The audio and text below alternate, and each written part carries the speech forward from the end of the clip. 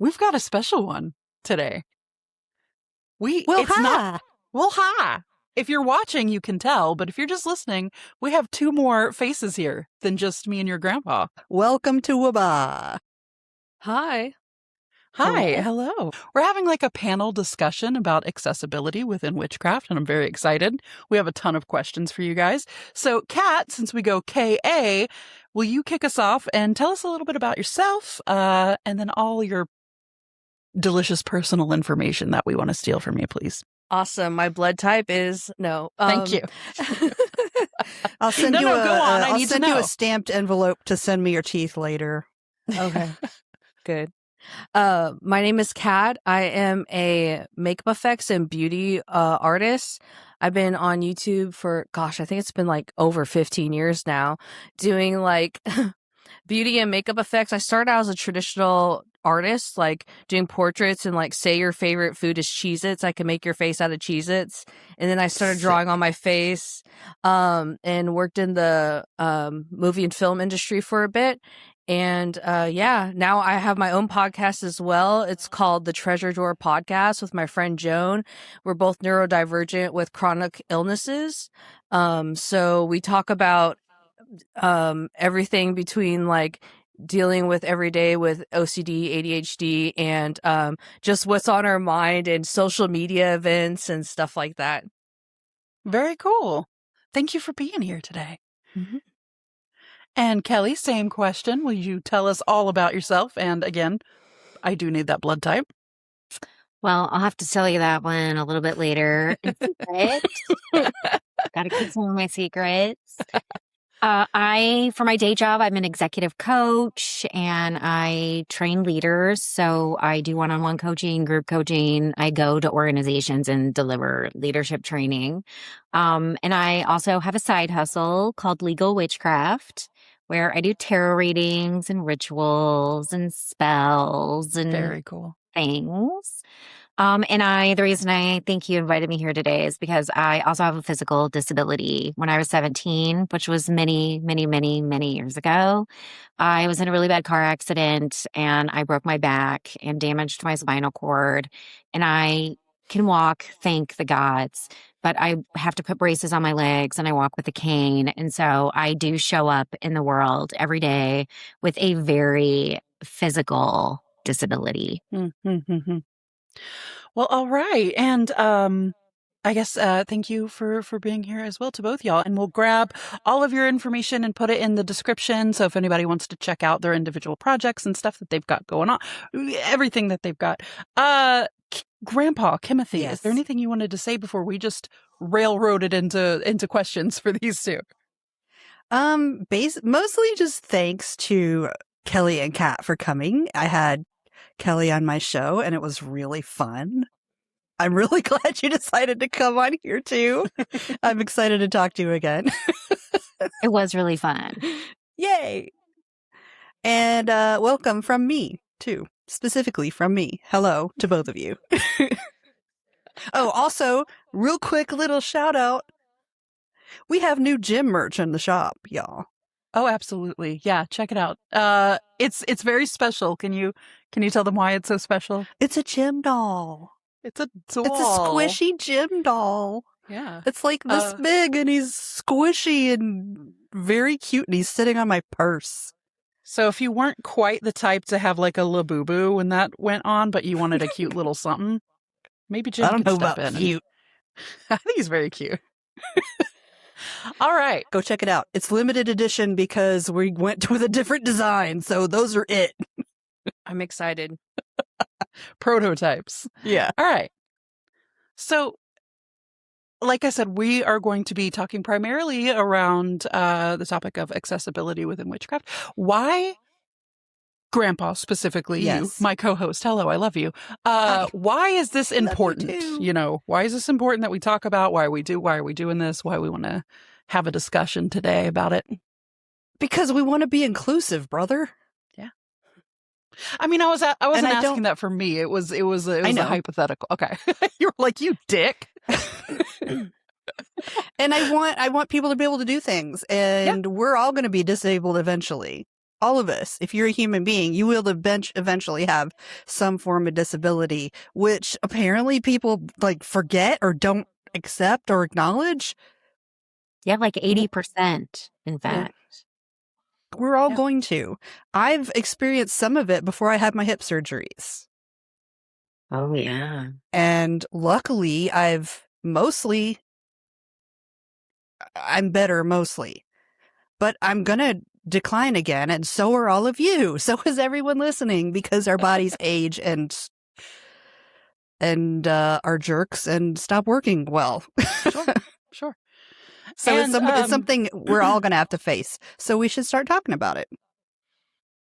And I wanted to ask a little bit of a clarifying question. And I know that this might be something that differs from person to person, but I know when we're in the space of talking, I hear it a lot specifically within autism, talking about autistic forward being just a verbiage conversation of an autistic person or a person with autism.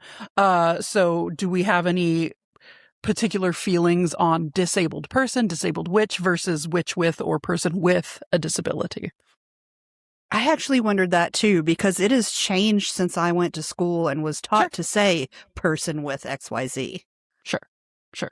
And that's typically what I go to, because I typically, again, in the autism space, will say person with autism.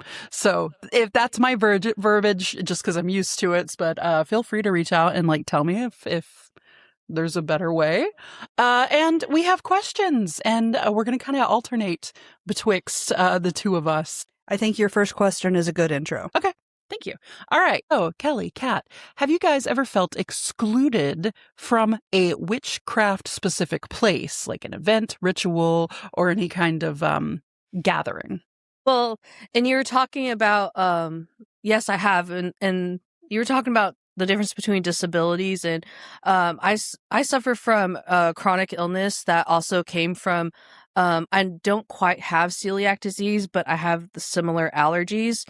So I have wheat and gluten allergies, and I also have a rare rice allergy.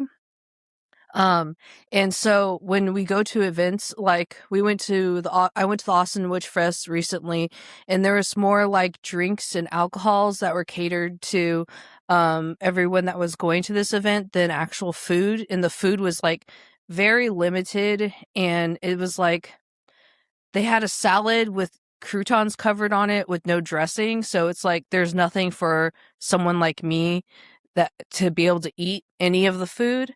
I think the only thing I found that may work was like a bag of potato chips.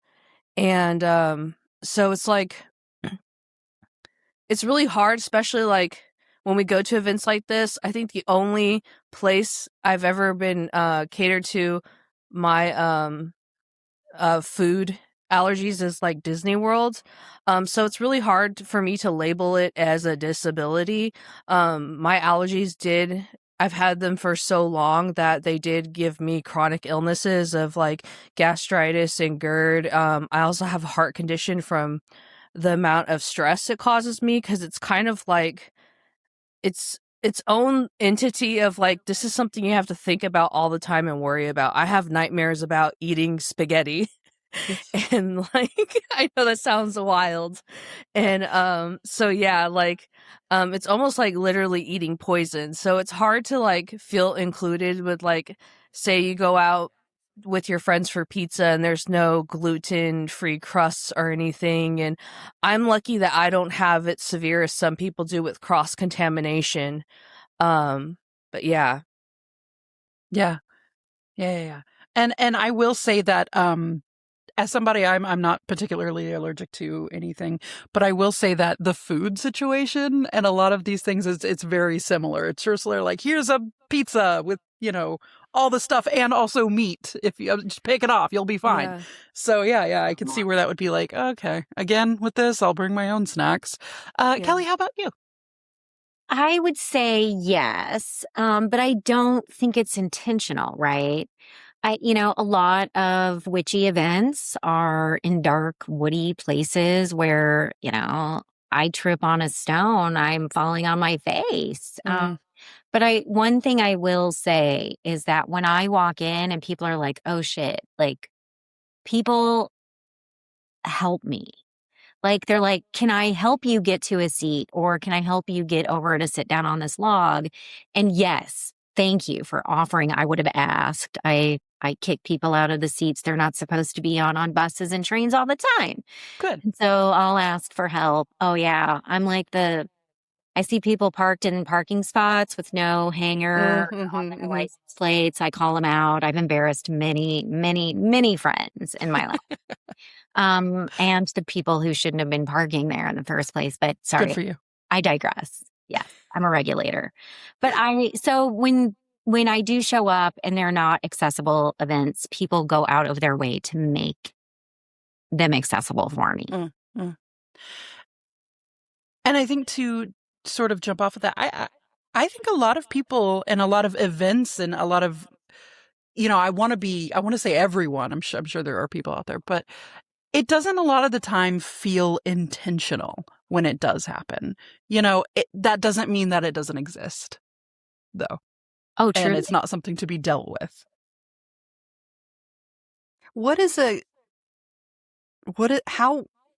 way to ask if you need help or want help?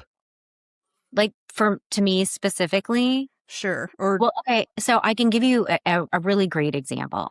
So this week I went to an event that was a sound bath in a pool.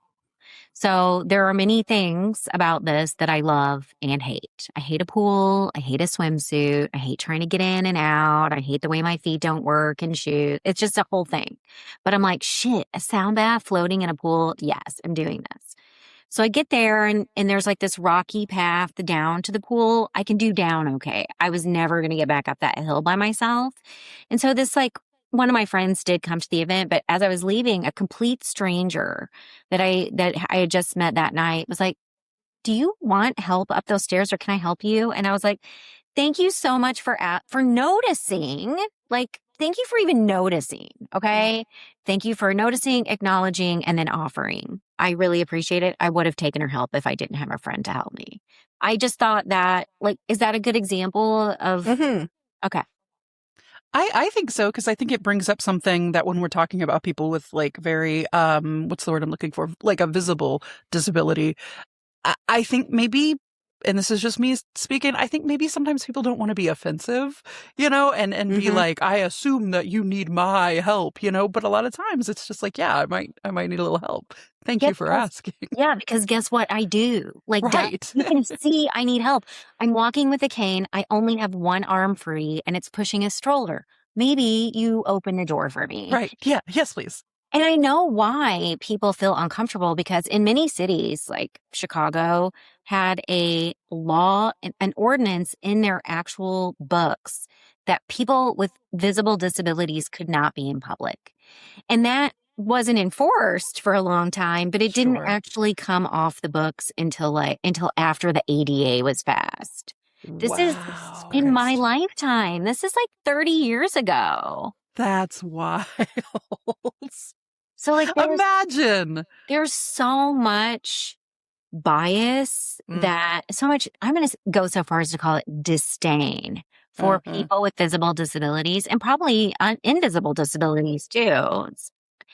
It's part of how I have to show up in the world and navigate the world knowing that people feel that way. And even if you don't feel that way, the discomfort of it is still running through the airwaves. So of course you're going to be like, do I ask? Do I acknowledge? What do I do here? I just make people uncomfortable. Yeah. Yeah. And it can be scary to be because you never know if you're going to get that person that's like, just try harder or whatever. I think personally, I'd rather have someone ask, and it's all about intention on how you ask someone if they need help as well. And I love because that. even with disabilities, people probably don't think of the space in a section to park your car. That some people have ramps and wheelchairs and electric devices that they need that extra room. Yeah, mine is mostly invisible, so a lot of people don't know that I have all these food allergies. and unless we're like really close friends. So if we're going to an event, like this weekend I went to the Mixed Asians of Houston event, and it was really cool, and they had like matcha and various milks and stuff and everything, but I didn't participate in any of the food. And so since my friend she decided to not only drive me there, but we went to Trader Joe's to get all the gluten-free snacks before, and it was so it's a very long drive to get to a Trader Joe's from where I live. So it was a whole day adventure. And so a lot of my friends will like, do you have snacks? Do you want to go shopping together, or to get those before we go somewhere? Because I'm lucky that I don't go into anaphylactic shock, but it does infect my internal organs. But yeah. And shout out to good friends who like may know about these things. I can speak to that from just a place of with my invisible struggles, is that if I have friends who know, they show up in ways that always makes me like want to cry a little bit. So thank you guys. All right. Kim, but it's your turn. I'm also going to throw out, don't just jump in and do things without asking. Sure. Oh, yeah. Yes. Always have consent. Mm-hmm. Yeah, because it can on one hand be like something that you don't really need to be doing. I get it that there's like good heart behind it, but on the other hand, you could be making something worse and not understand that. Or just be really startle somebody and make something happen. Because I mean, if you're in a wheelchair and somebody just grabs your wheelchair, that's behind you and really alarming. Yeah. Ew, don't do that. Do not do that. I love that little thing. I know. I want one. And yeah, you weren't looking a second ago when she used it. I was like that. Yeah, that's fun. We have these allergy cards, and I wonder if I should get one that's like that. It's like, because I have to sometimes I carry allergy cards, and you could check off what you're allergic to and other. And they even have ones now where it says your table number and your name and everything, because I don't want to go to a restaurant and be like a Karen or something, and I don't want to all that attention on you at the same time, and having to talk to a chef and all of this feels very a lot. Mm-hmm. Yeah. And it's a shame that it feels like that, because it's what you need to operate in the world and be safe and healthy. But at the same time, I get it. You're very much like, don't look at me. I'm not taking up any extra room. Do either of you feel like social media contributes to accessibility issues or solves the issues, helps solve them? I think it can help raise awareness. Because I do think one of the biggest problems is with visible and invisible disabilities, as we've been trained by society to look down on them. And so there's a lot of shame associated with them. And so people that feel the shame stay at home or keep quiet or shrink themselves. And I think the more we talk about it and make it more visible, at least it's raising awareness. Are they solving is social media solving problems? I don't know. Debatable. I think it definitely helps. I found some Facebook groups on gluten-free restaurants that could help cater. And I also found there's this company called Allermates, and they make these they design these really cute cartoons. I have a wheat allergy, of bracelets with charms and safety kits for EpiPens. Yeah, it's really, and they're not super expensive. They're pretty affordable. And they're on Amazon, and they have their own website. And I wouldn't have been able to find that if I didn't see an ad on my algorithm from Instagram or something. I know, speaking for myself, I think a lot of it also has to do with personal accountability. There is a Reddit, not a Reddit thread. I'm so sorry. I'm an old person. What is it? What are these? A subreddit. There's a subreddit called r/OCD, but then there's OCD memes. And the first time that I found that, and there were people like kind of, poking fun at yourselves and like just talking about the struggles and doing it in a way that's kind of funny and just being like, oh God, this happened again. It felt very cathartic, and like you could relate to these other people, and you're seeing people say things that you've thought for so long and you had no idea there were other people out there.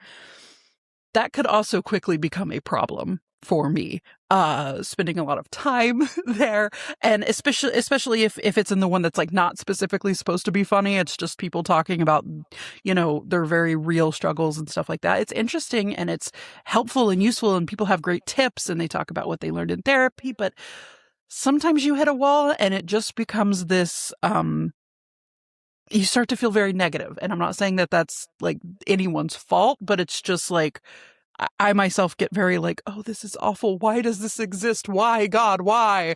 So I know I have to, there's a line in the sand that I have to personally not cross, from where it goes from like helpful and uplifting to like, yeah, shit. Yeah. What are some default assumptions, if any, that you think exist in witchcraft communities that accidentally exclude practitioners who are disabled?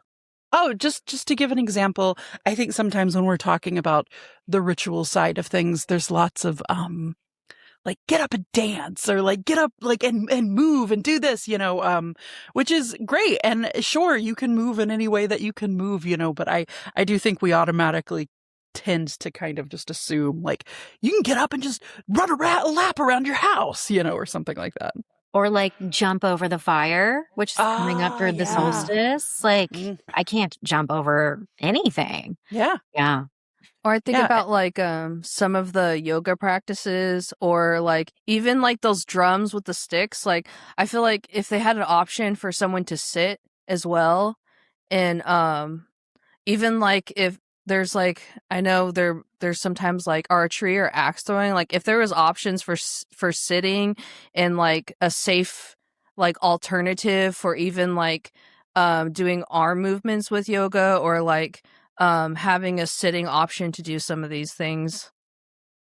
Yeah, I have to say, like, sometimes I feel guilty because I'll see an agenda for an event or whatever, and there's a like the running or the event out, like the celebration is dancing or some shit I can't do. Sure. And for a minute, for just a minute, I'm like, great. Another thing I can't like participate in. Like pickleball is a big one now too. I can't play pickleball and all this stuff. And then I'm like, you know what? It's fine. People are allowed to have their pickleball and they're allowed to play tennis. And lots of people don't want to stop being like that. And so, I can't do everything anyway. True. But I think, I think you're allowed to be upset about it. I do feel like it feels exclusive. It feels like I'm being excluded, even though I know that wasn't an intention. For sure. And again, the intention, even saying intention is everything, I guess could be kind of viewed in that way. But like, intention is everything, but sometimes it just goes right over people's head because there's such a, supreme place of what's the word I'm looking for? Privilege. Whether and that can be applied to a lot of different ways, but like, I think it is very much a privilege to just not think about it. And even within our own community, there are people who deal with certain things who don't think about this whole other section of people who deal with things. So I think it just gets a little bit like, I think you're allowed that moment of like, God, okay, another one, here we go. But like, you can't let it eat you alive. Exactly. Yeah. It's just a moment where I like indulge in a little self-pity. Yes. Yeah. I let you go have your pickleball and have fun. Right. Yeah, I also don't like want to feel like the burden of a group at events and certain things, and I hate that word, and like, but like sometimes like you sit back and you're like, gosh, I have to think about this whole other like responsibility for myself that no one notices, or or like is looking for.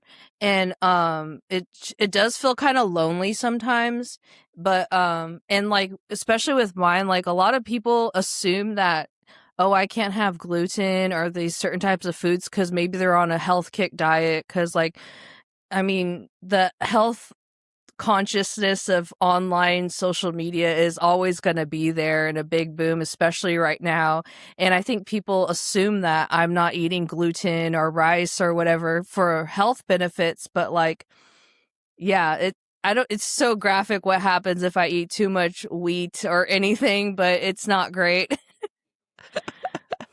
And I like, kind of what you touched on is I think a lot of the times, and again, I feel like I'm going to preface everything I say with this. I think people don't mean it this way, but a lot of the times, I think sometimes they look at something that you struggle with and have no idea how deeply it does affect your life and your ability to do things. And they kind of go like, oh yeah, me too.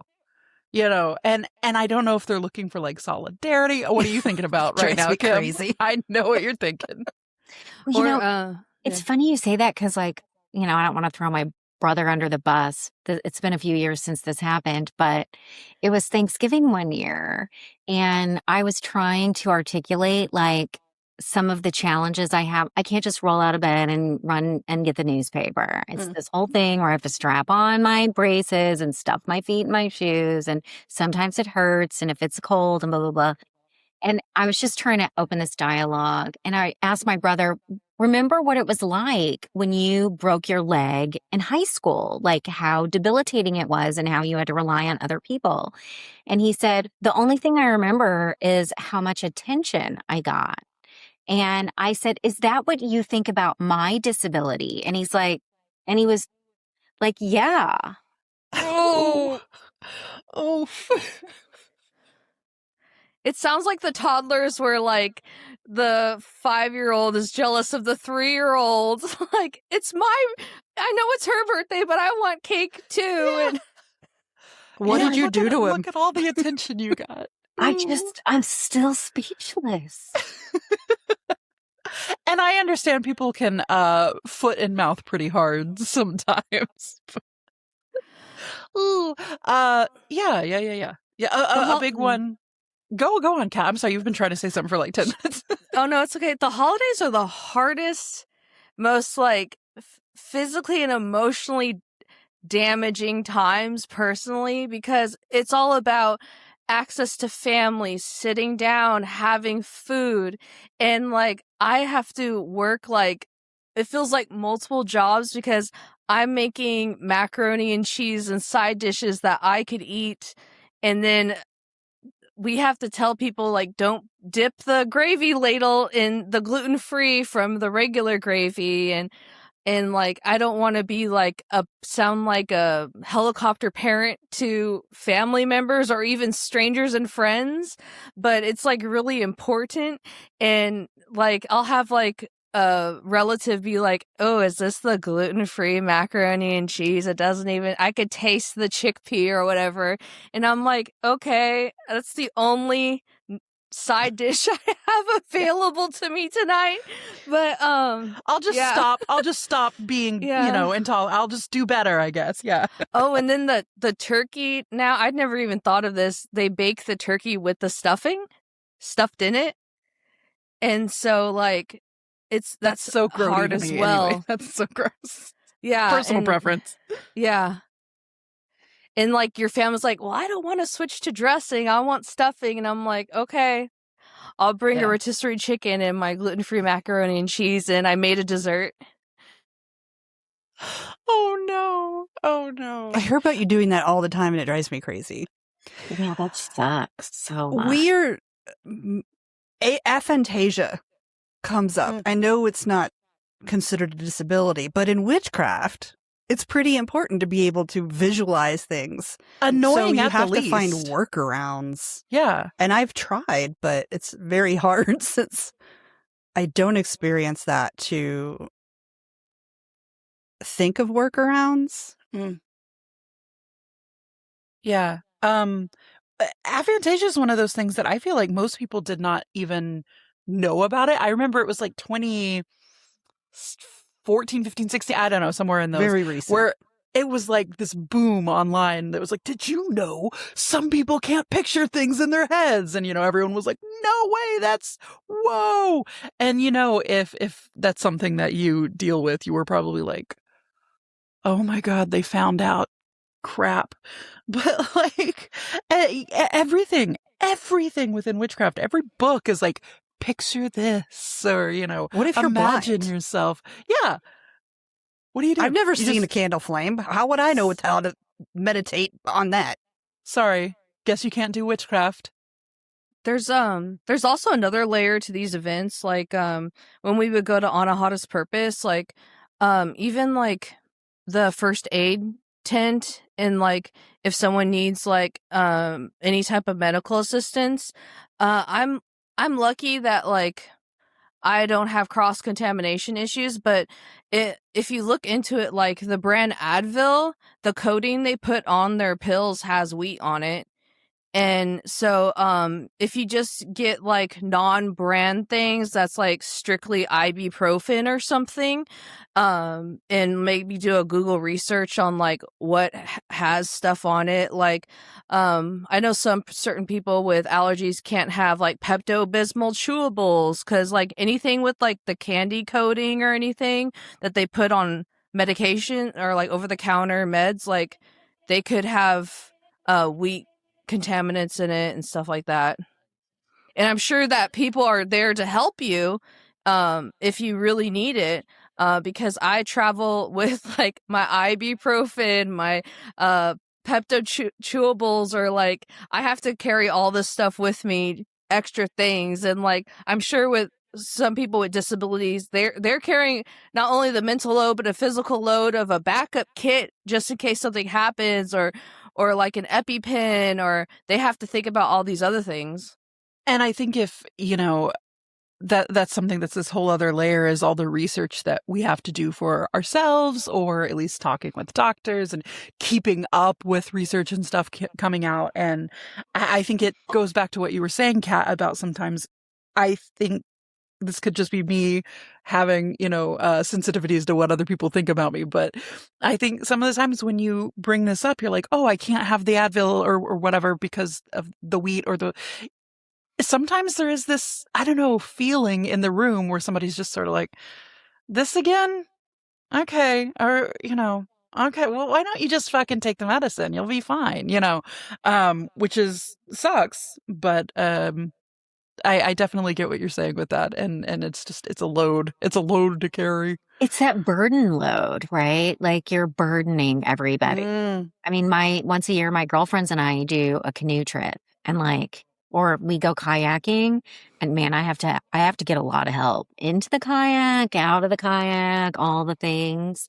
And I remember the first time I was going with them, I was really, they're my friends, and I asked, did you let the people that are running the show know I have special needs? And my friend was like, oh yeah, they're ready for you. And I was like, oh, like somebody else managed the mental load for me. Yeah. Yeah. Which is enough to bring about intense emotions. I know when we recently, Kat, Kim, I keep almost calling you Grandpa because I look at the screen and see Grandpa. Just call me Kat, Grandpa. Kim, and another friend of ours, we were in Austin recently, and I had some stuff with my invisibility. I had some invisibility issues to deal with. No, I had some stuff that is invisible, I think, to most people, and they were so extremely gracious about it, and I was panicking the whole time. And it's just one of those situations that thought is looping. If I wasn't here, this would be so much easier for them, Yeah. which might, sure, maybe physically they wouldn't have, but that doesn't mean they don't want to do that for you. They're your friends, and that's awesome. Yeah. I love y'all. Okay. Here's a question that you wrote that I am really interested in, and it's my lucky number, so I'm going to ask it. Are there ways your disability, illness, or neurodivergence has actually deepened or changed your spiritual practice? And I have an answer for this one, but I will go last. I'll say for me, it certainly has deepened my spiritual practice. because I think to live with something like I lived with requires a great deal of resilience and perseverance and hope. And I think when I go to my depths and my witchiness, especially when I'm alone and I can go really deep, like Hades and I like take walks in the underworld together, I don't know that I could get there without having such darkness and pain and having been brought so close to the brink of losing everything and wanting to lose my life because I would rather die than live like this. I just think that there's a certain depth there that is easier for me to access now because I've already been through hell in such a big, life-changing way. Does that make sense? Absolutely. Okay. Absolutely. I feel like I was just like, ugh. No. That rang very true. Yeah. Yeah, I hate the term like I'm an empath or something, but like I do think that living with something like this gives you another level of empathy that other people, not everyone has experienced or can understand. And like I have ADHD, and so like there's thoughts running through my brain all the time. I'm definitely up at the witchy hours because I cannot go to sleep without some sort of aid to help me fall asleep.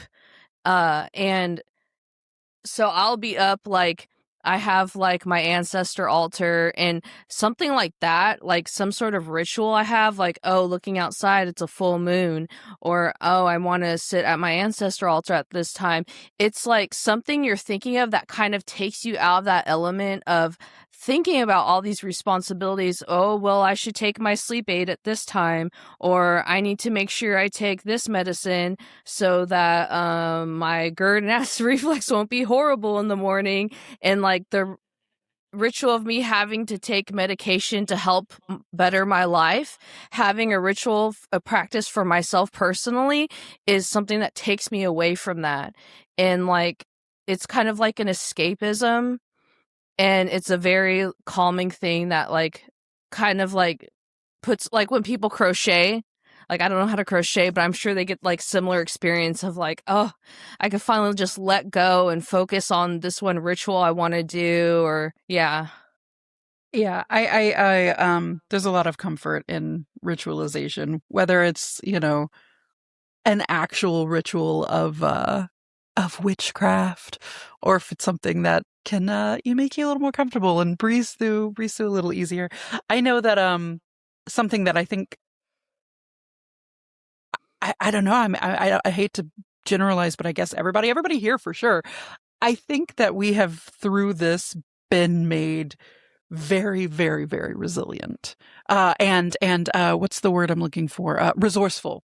Oh. Very resourceful. That's the word I think I was going for more. And just figuring out how to do things in a different way because that thing needs to get done. And a lot of the times you're the one there to do it. And you're just like, okay, I got a yes. Yeah. And that overstimulation, I feel like for us could be on another level. Like sometimes like I live with my partner and he knows that like maybe once a month I might just be over the top. Just the week has been too much. There's just been so many things and obstacles and things I had to overcome mentally and physically that I'll just crash out and cry, or I need to be alone for a few hours with a locked door away from, and I don't want to be around people sometimes, and I need to watch like my Coraline comfort movie or something.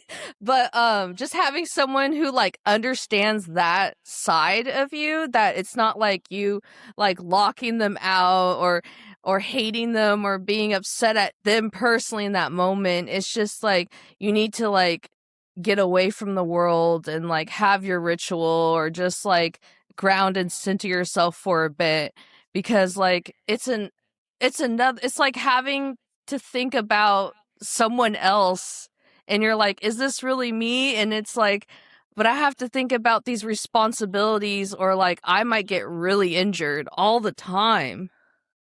Yeah. it does feel sometimes like taking care of a separate being. You said that. Wow, that shook me. One of my awesome therapists told me that, like, because I suffer from PTSD as well, and like, if you feel like it's a separate person and like your emotions just don't feel like yours sometimes, that it's a person that is trying to get a hold of the steering wheel of the car, but you always have that center to come back. And it's okay to feel that as long as you have your tools, and it's amazing that you're knowing that this is happening and that you could always come back. Yeah. Thank God for therapy, man. Oh yeah. Preach. So for me, I've tried to, because I have OCD as well, and I try to game the system in that if I gotta have repetitive thoughts running through my head, I might as well make it something useful and use, because that's part of how my magic works, is repetition until it just becomes fact. And so one of the things that I learned in occupational therapy school was you can't remove thoughts, you have to replace them. So if I have something, one of the ridiculous, something that prevents me from going outside to check the mail, and it's that thought repeating over and over again, I will try to replace it with something that, if I have something going on that I have been working on, like a long-term spell or whatever, I'll try and switch it out for that, and it works pretty well. So how do you switch it out? Do you just think another thought once you have that thought, or do you try to make that thought be like the catalyst? I don't know how it is in your head, but in my head, there are like a million voices. And so in the back of it, that's usually the fear one.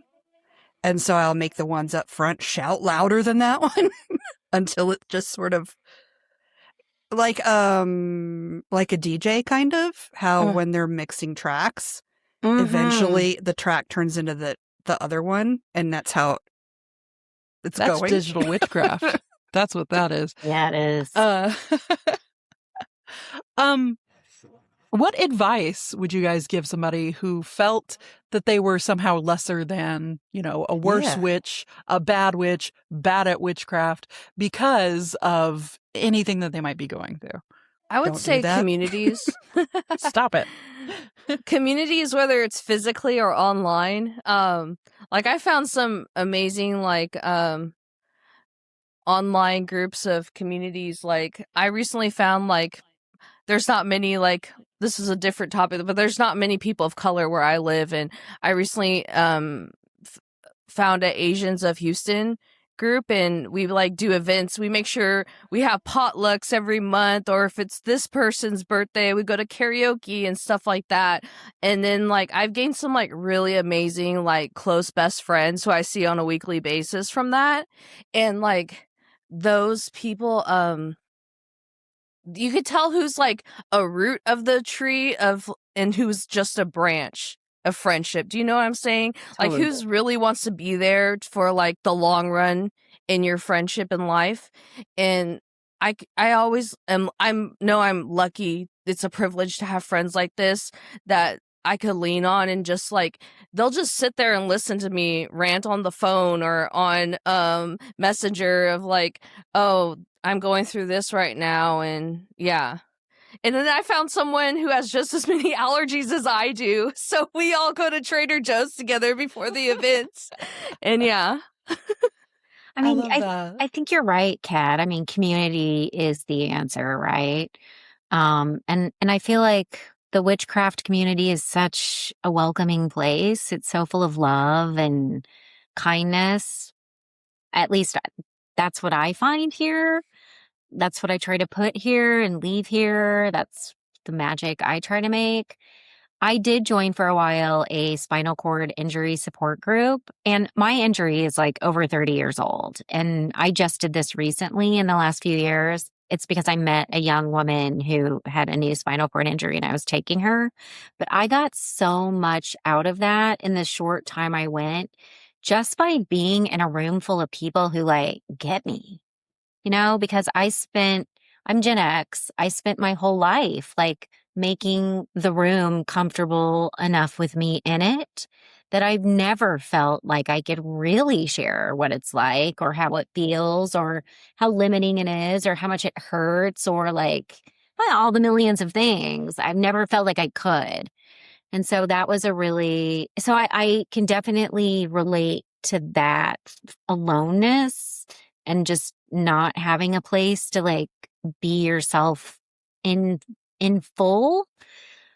But I think Kat's right. It's all about like just finding the community and the people that love you and accept you just as you are and celebrate you as you are. And they're out there to pounce off of that. The way that there are certain aspects of my life that I thought no one would understand or no one would deal with, in quotation marks, or put up with from me. They're out there. And I don't think that you need to like squeeze yourself into a situation that doesn't fit. If people are making you feel shitty or whatever else is going on, there are others out there who are not going to make you feel shitty. So, yeah. Exactly. Community. Yeah, one of my best friends I found from one of these groups, she recently has hearing loss. And so we like go on Yelp or Google to see like what theaters have subtitles, what restaurants are gluten free, and sometimes they'll even have what restaurants are wheelchair accessible. And like if you're afraid to call somewhere, and like a restaurant or a place has a really prevalent and present Instagram account or Facebook page, and you message them before an event, like they'll more likely like respond to you because a lot of times like talking to someone in person about this could be very overwhelming. And like I know we went to the Torchy's tacos so many times when we were in I've Austin. been thinking about that the whole time, Kat. But the one thing I love about places like that, you don't really have to talk to a person, and there's so many notes like, I'm allergic to this. This is a gluten-free option. This is a wheat-free option. And it makes it a little bit more easier, especially if you're someone who doesn't like talking on the phone to people, or maybe you have certain things that like just people kind of scare you, and you have that scared afraidness of like explaining what all these allergies or what type of things you're trying to overcome. Yeah. Which is heartbreaking to think about because you know that there are so many people, and I've done it before, but I mean, who probably do it on a larger scale that just they never. I'm trying to figure out a way to say this that doesn't sound like, oh, they should just advocate for themselves, because that's not what it is. But like, it is kind of heartbreaking to think that there are people who just struggle all the time, in situations that it's, I think, probably, hopefully getting easier for people to understand that it might be an issue. Some people might have questions about what's in their food or whatever, Man. It's a lot though. Yeah, like if you all of a sudden have extreme hearing loss, like how are you supposed to communicate that? Yeah. And that's another thing, that if something happens very rapidly and you're still adjusting to it yourself, it's like what other people think and how they deal with that is the last thing on the list. You're still getting used, like you're still accommodating, and figuring it out. So What are some low energy sorts of ways to adapt your practice that you've had to do, or didn't even have to, you just chose to because it made your life easier? So much of my witchcraft practice is like low energy anyway, if that makes sense. I mean, I have my high energy moments, like when there's a full moon in Sagittarius. Woo! Or Scorpio, which is like where all of my inner planets are. I just feel like it's a low energy practice mostly. A lot of writing, tarot, inquiry, I've just got my third eye to open this year. So that's been just a lot of quiet darkness. So I don't know. I don't feel like I'm answering your question except to say that I do much more of that quiet internal solo work than I do jumping over fires or, hosting big rituals. I do sometimes, but I like a quieter witchcraft practice. I was going to ask, what does high energy witchcraft even look like? I would Running say, in the woods and yeah. Donning all of your spiritual gear every time you want to like do swimming in a anything. body of water. Yeah. Yeah. Yeah. Recently we talked about a couple episodes back, we talked about somebody had this concept of delegating upward. And I have been using that and kind of giving myself the grace to not feel like I'm not doing anything, but like I work so much with spirit and with Ancestor that I've been a little bit more like, I'm going to put this in your hands, as it were. And contrary to how I felt, which was like, oh, they're going to hate this, they're not going to listen to me. It's been very like an accepting, kind of like a finally, yeah, we're here to like help you, kind of feeling. And so like that has been very nice to just be like, oh, why didn't you say so?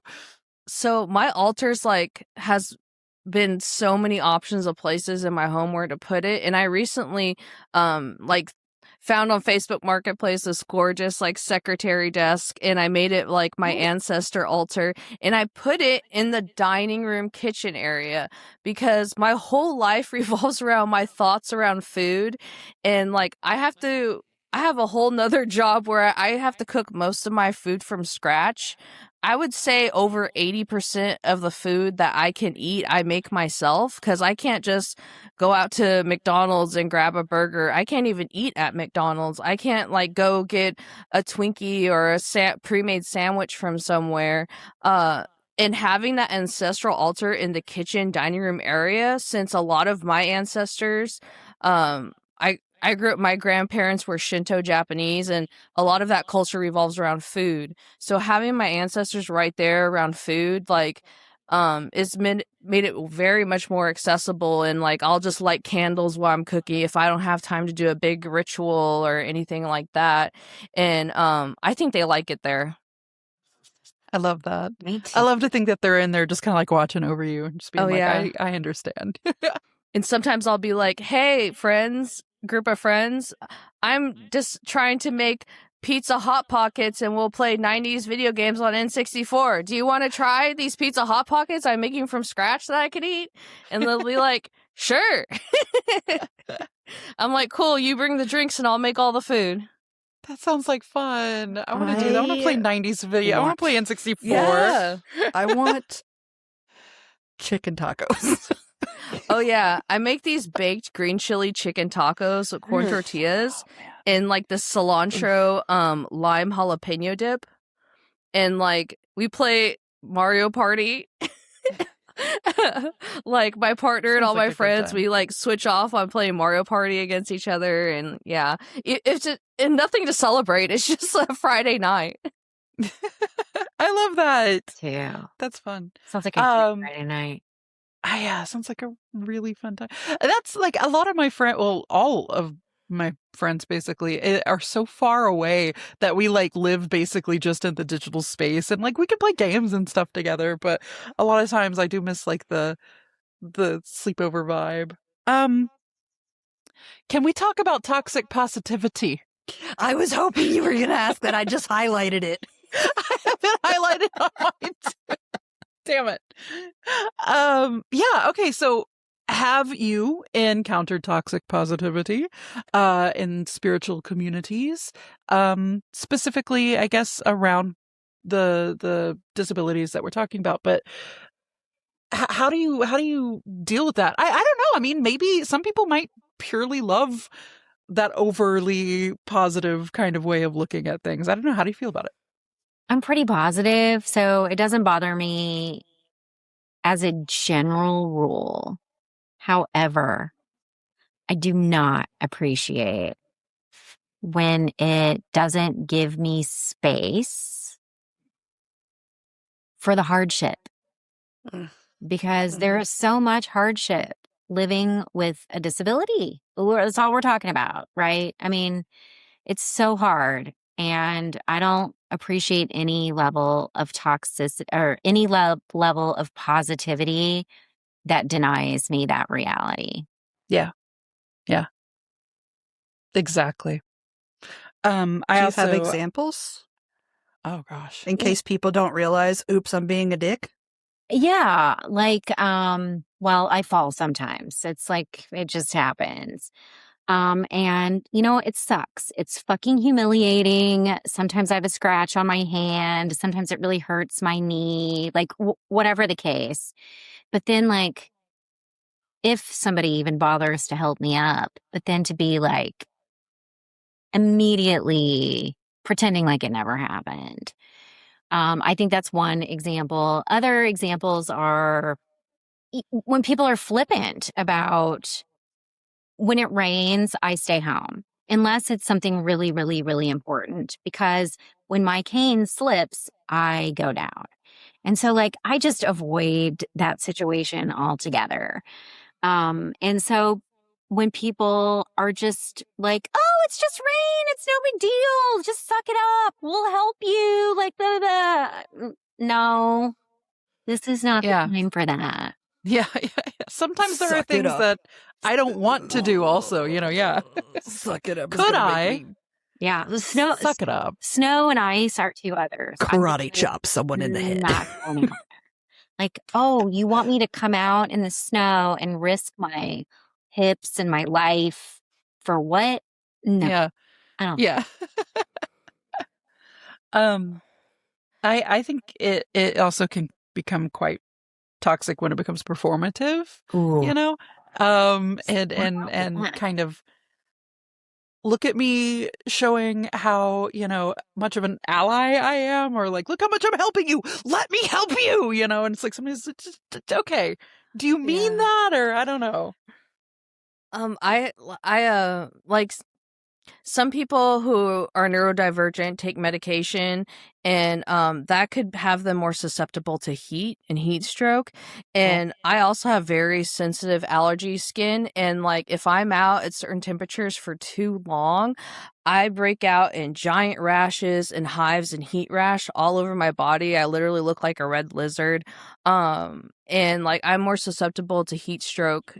And I live in South Texas, but Good luck. and then if I mention that I feel overheated, like, can I take a break? Can I sit in some shade with some cold water? And someone will probably say, oh, well, everyone's hot. Do you want to go home? And it's like they're automatically putting this negative thing. Do you want to go home? There's nothing for you to eat here, or like the suck it up type thing. And yeah. Which can make you feel like a burden. Sorry. Yeah, like the whole everyone's hot. But it affects certain people in different levels depending on, Yeah. I get the SSRI sweats pretty bad. Yeah. And I feel like a lot of the times bring it up, people are kind of like, well, I know that you're a big girl. And it's like, okay, yes, but that's not all it is. There's so much of that, or like being a plus size person, are like, do you want to borrow my dress? And I'm like, girl, like, you want to borrow my swimsuit? You'll be cooler. I'm like, don't even girl, pretend. you're a size 6. Yeah, I know you have. I know you're being nice. Can see me. I could bench press you, but dude.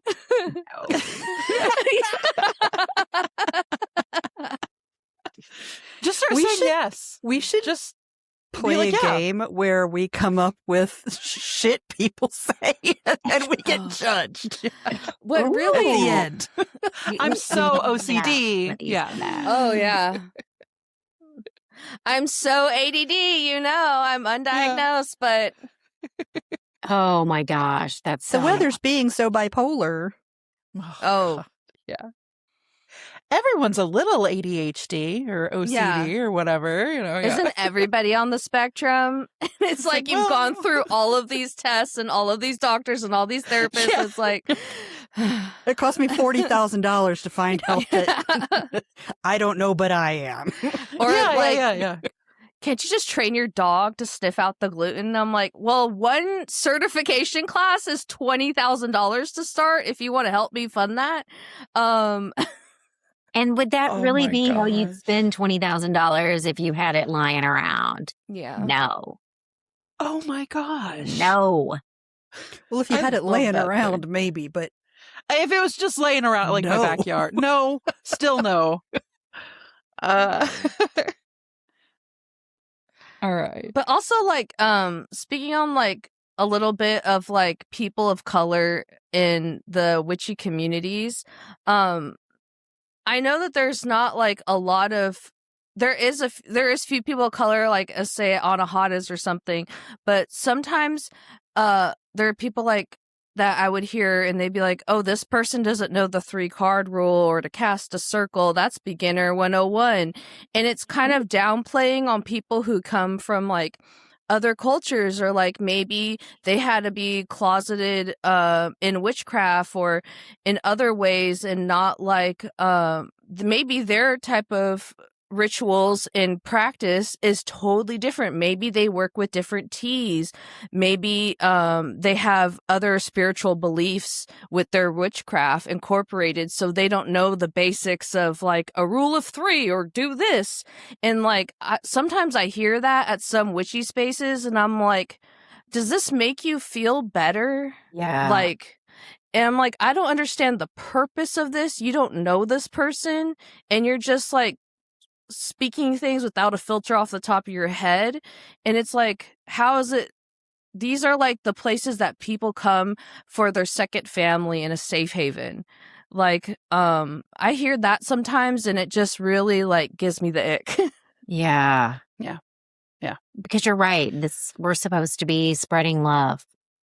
Mm-hmm. Yeah.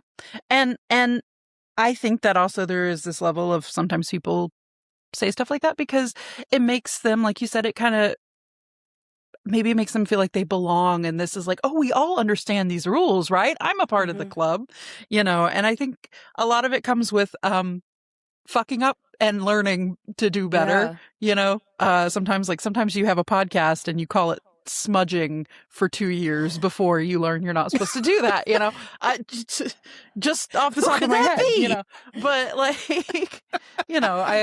think it's Wait. also, Why are you supposed to, what's happening here? I don't know this smudging. Ooh, okay. This is a good chance to say it out there again. Okay, so when I first learned about smoke cleansing, I saw it referred to as smudging, and I was just like, oh, that's what it's called. So smudging and smoke cleansing are different things. Smudging is a closed indigenous practice, right, that has its own specific set of like rules and like its background and everything else like that. So to just kind of like rock up and be like, I'm gonna smudge my house with sage, is like cultural appropriation. Exactly. And smoke cleansing is cool, but some indigenous practices and certain tribe members, the witchcraft they have to be closeted. And how they use different elements of smudging and sage, it's certain kinds and certain ways they're wrapped. And they're not always like appreciated in their own culture. So it's like, oh, you go to that creepy witch of this one tribe to get this done, but we're not supposed to talk about it. And so, yeah. So it's even frowned upon in their culture. And like at some of these events, like there will be like some people are like, I'm in this era of my witchcraft and I've been practicing for 30, 50 years. But then like someone who may be younger, who may be like, I came from like a Shinto background and we have probably practices that's witchy that people have never heard of, using rice and sake and green tea leaves and other things. But that doesn't make some person smarter than the other. Just sometimes it feels that way a little bit. Yeah. I think it's important to just kind of remember that when you see something, say something, and that we can be chill about it. You know, we don't have to be like, you're not supposed to say that. You are a terrible, awful person. It's like, I didn't know, you know, especially in this age of like so many people learning things through the internet or through jumping in with their community and just sort of absorbing the things that they knew, you know, and having a be like, hey, by the way, having an open mind to always wanting to learn, we're always learning, is so important on your intention, on if someone says, that doesn't make you a bad person, that you're doing this wrong. Just having an open mind on wanting to learn something new from someone's experience and not necessarily Googling something is, like, I feel like so important. Oh, yeah. Oh, yeah. Definitely. Are there magical tools, adaptations, or practices you wish existed? And what would they look like? Wish there was an adaptation for wands that for people who have arthritis or other disabilities of like I have plaque psoriasis, and like later in life it's probably going to turn to arthritis, and like I think about the future ahead of like what that's going to look like for me. And like, it'd be so cool if they had like different witchy straps or bracelets or attachments to help make it easier for certain tools, or even like wooden spoons. And, like how when we take medication, they make it a little bit easier for people. I know child safety proof is really important in that section, but like, am I going to be able to hold a wand when I'm older? Am I going to be able to stir this for this period of time in this one ritual I love to do? Stuff like that I think about. That's awesome. Yeah. That is a really, really, really good idea. I've got something called dyspraxia, which is, I think to like downplay what it is, it's just like really, really clumsiness. There's something that like doesn't quite, my digits don't quite do what I want them to do all the time, blah, blah, blah. But like, that's, you know, yeah, I was thinking like that would be great for just like even the supremely clumsy or like, you know, people who are like, for whatever reason, dropping things or like not able to like hold that grasp If all you the had time. a stroke. Exactly. Yeah. For whatever reason. That we're going to make that. Oh, is this our new business? Okay. Yes. I was thinking about how I could do that when she was talking. Yeah. Wand straps. Good idea. Like, how can I make that look like jewelry and not like an adaptive device?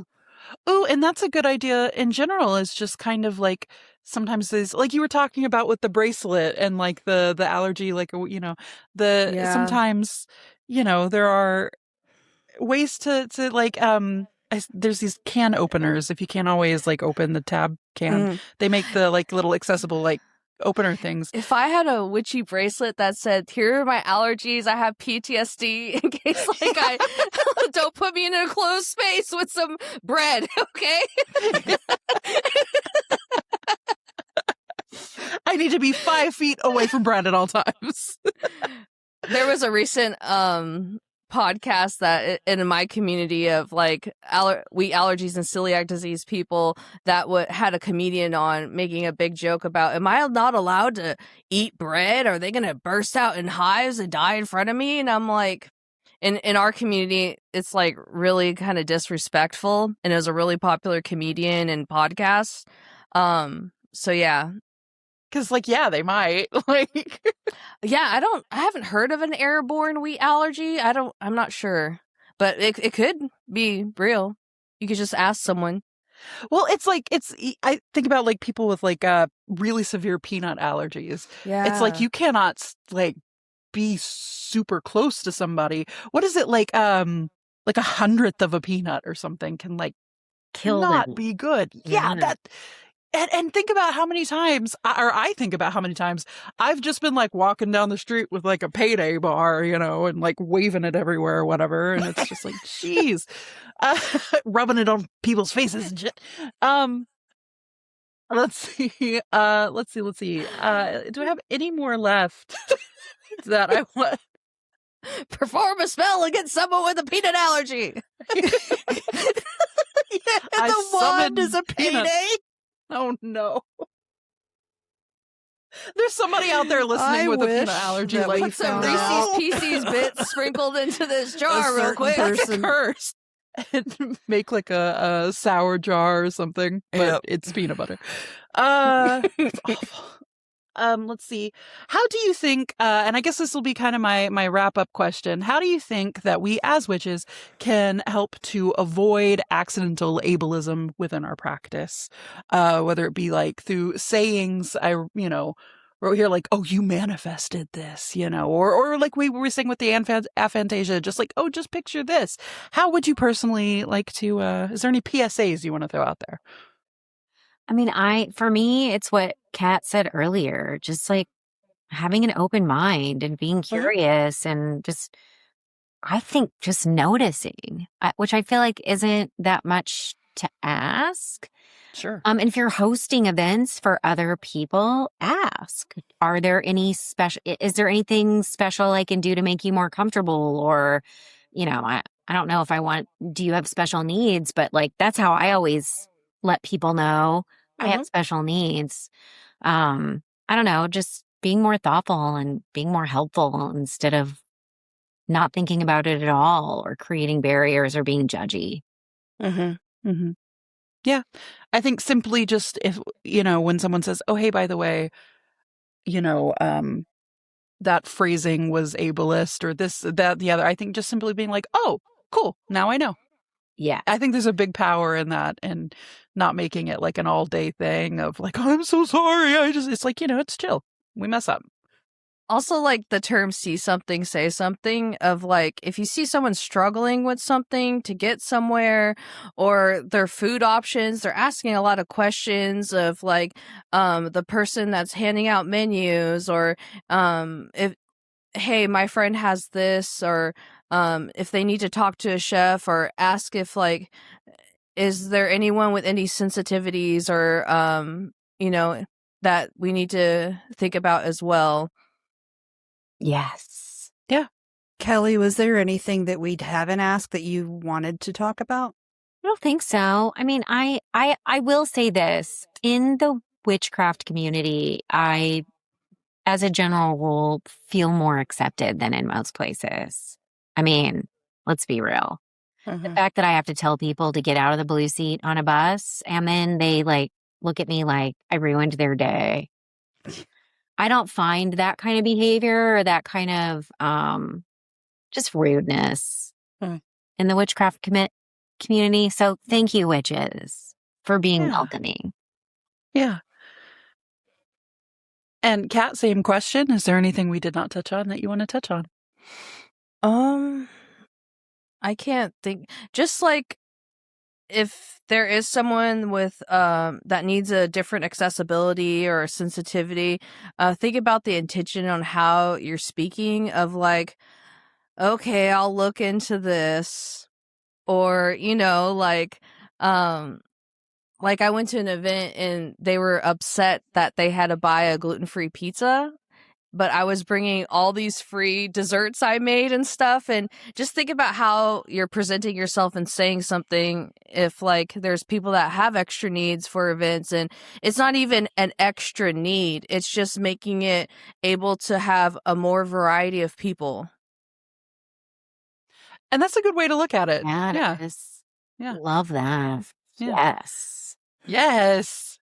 We all need those. Can we do a thing where we come up with scenarios and then we try to work them out?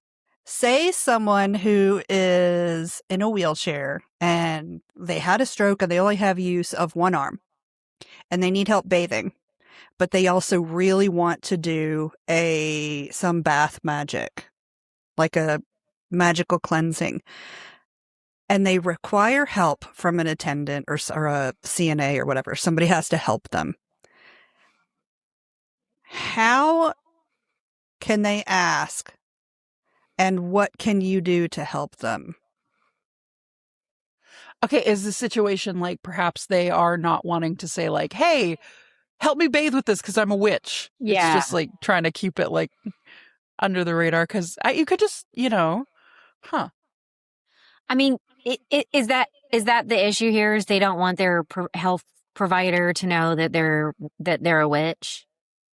Maybe, or that how can you do that? How can you direct the health provider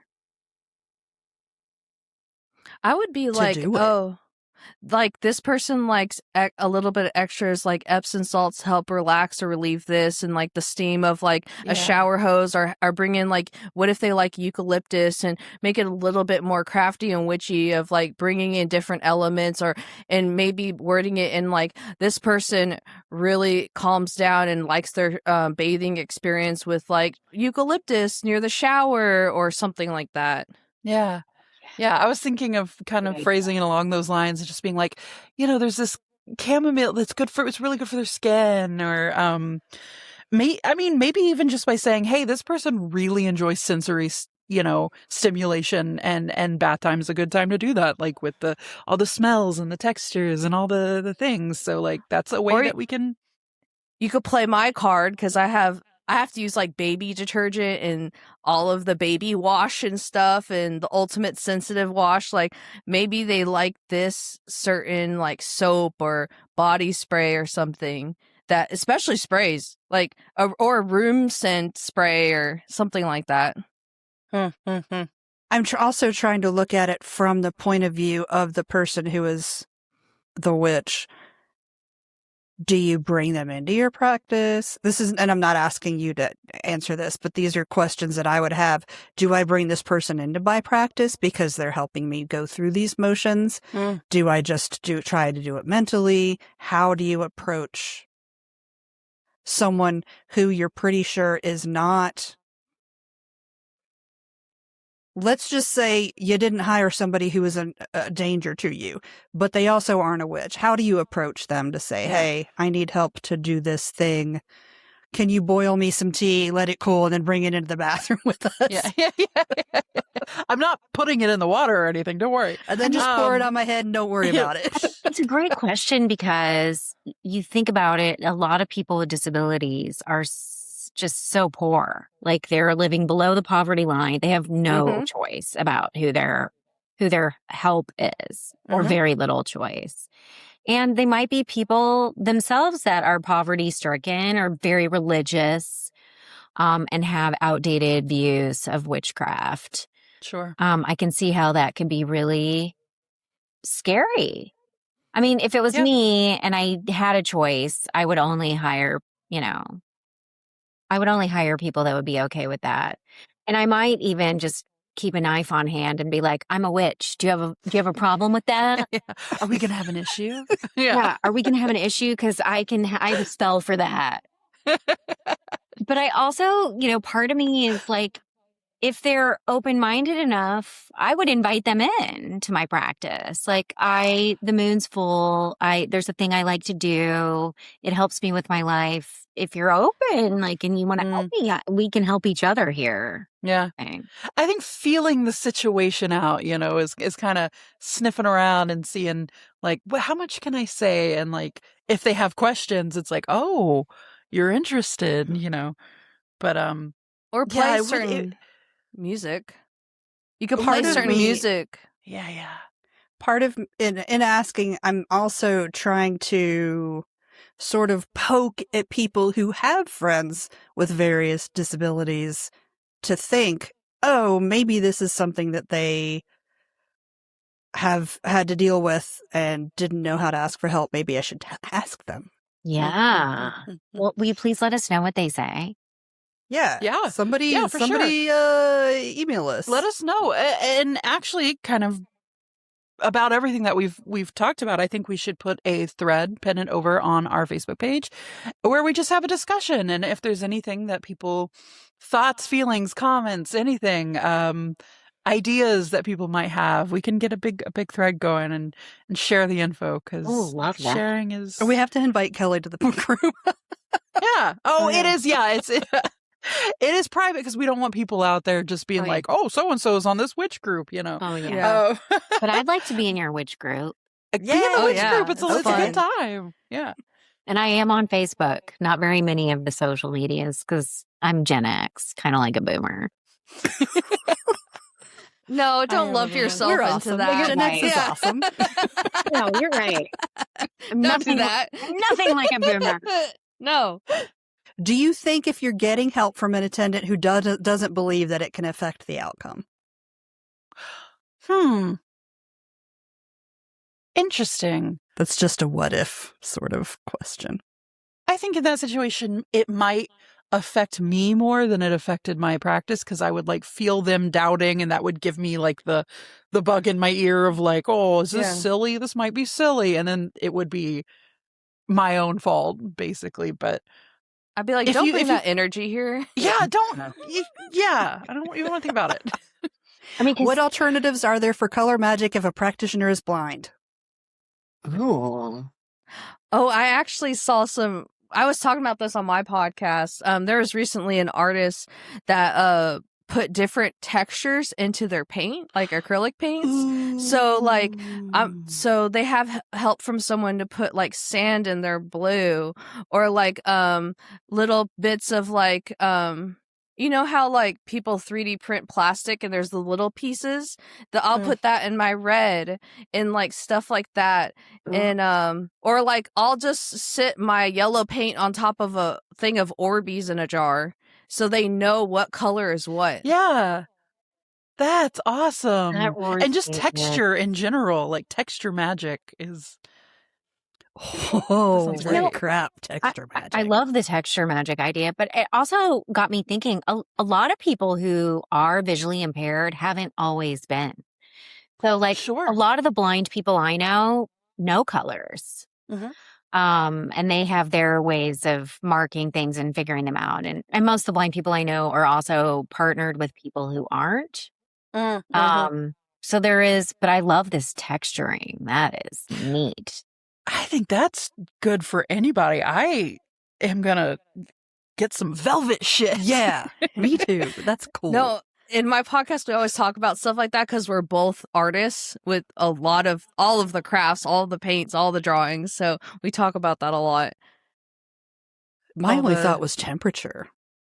Ooh, It's a good one though too. Yeah. Ice cubes. Or what's the machine that pushes the humidity? A humidifier. Oh, that. Ooh, that's a very swamp.